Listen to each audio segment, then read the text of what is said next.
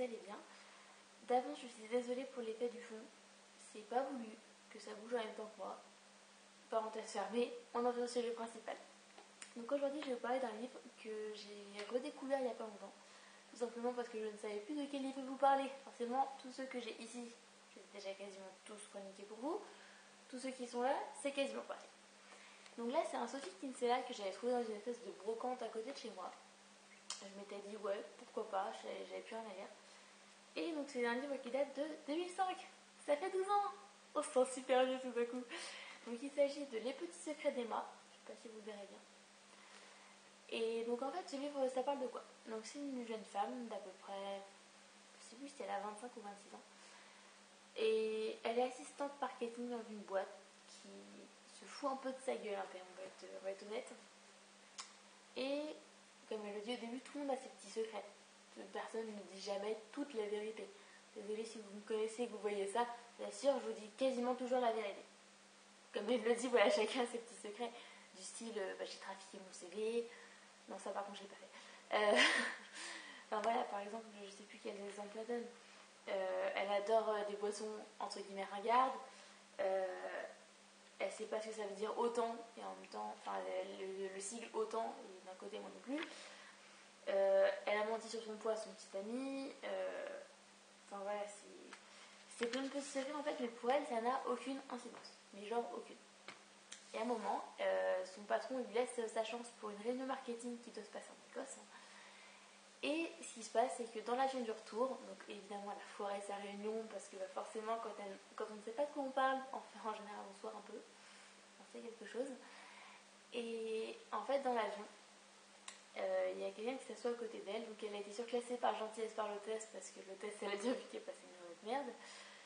Et donc elle s'assoit en première, enfin en business, et là il y a un mec qui s'assoit à côté d'elle. Bon, elle fait pas attention, elle se dit voilà c'est un mec, comme ça, voilà. Elle aimerait bien engager la discussion, mais il n'a pas l'air très engageant. Donc elle dit rien, elle se concentre sur son magazine et c'est tout. Et là, pendant le vol, il y a des grosses turbulences. Et elle est prise d'un coup de flip monstrueux et elle se met à déballer tous ses secrets. Et il y en a plus que la petite dizaine qu'au début. Hein. Ça dure, je sais plus, c'est 10 minutes ou un quart d'heure qui dit. Elle parle sans discontinuer de tous ses petits secrets. Mais tous. Genre sur sa sexualité, sur son boulot, sur son couple, sur sa famille, notamment sa cousine qui est absolument immonde. Et elle balance tout à un parfait inconnu. Au final, elle se dit, voilà, c'est qu'un inconnu, je le reverrai jamais. Donc l'avion atterrit, elle finit par se calmer, difficilement quand même. Bah, il y avait des turbulences dans l'avion aussi. Donc elle arrive, son copain vient la chercher à l'aéroport, il lui propose d'aménager avec elle, elle accepte. Désolée pour le spoil. Mais en même temps, c'est le tout début du livre, je ne spoil pas grand chose. Donc elle essaie de se remettre tant bien que mal de son voyage. Désolée pour ça, il est tard, c'est ce qu'ils veulent. Et là, donc elle revient au boulot, etc. Tout se passe bien. Et on dit attention, information générale, le grand boss arrive. Ne faites pas attention, mais quand même, si on pose une question, soyez aimable, courtois, etc. C'est le big boss. Donc, soyez vraiment le mieux possible, on va dire, sur votre meilleur jour. Et là, elle le voit arriver. Sa tête me dit quelque chose. C'est l'inconnu de l'avion. C'est lui avec qui elle a déballé tous ses secrets.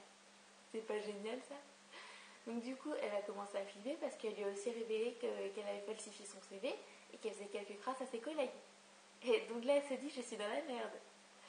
Bon, je vais pas vous raconter plus loin parce qu'après, je vais tout vous spoiler et je vais me faire taper sur les doigts, jeter des cailloux, voilà. Mais enfin, ce livre m'a fait beaucoup rire parce qu'elle se retrouve dans ces situations pas possibles. Et enfin, c'est tellement bien raconté en même temps. C'est un Sophie Kinsella, on va pas se mentir, il est top. C'est un Sophie Kinsella. Voilà. Je suis restée comme ça 2 secondes, ça m'évitera de faire une miniature après. En espérant que c'est sur le truc, sinon je vais vraiment la ridicule.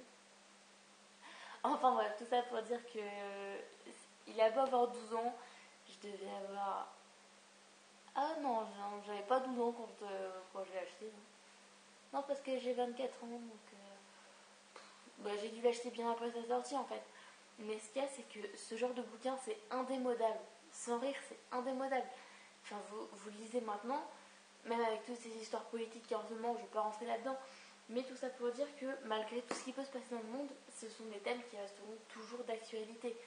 Genre comment se faire embaucher facilement, les mensonges qu'on peut avoir au quotidien, ça reste d'actualité. Regardez les infos, il y en a plein en ce moment. Donc voilà, bon, c'est tout pour moi. Si vous voulez vous abonner, je le mets juste ici. Et si vous voulez regarder mes autres vidéos, juste là. Voilà. En attendant, je vous fais des gros bisous. Et je vous dis à la prochaine. Salut!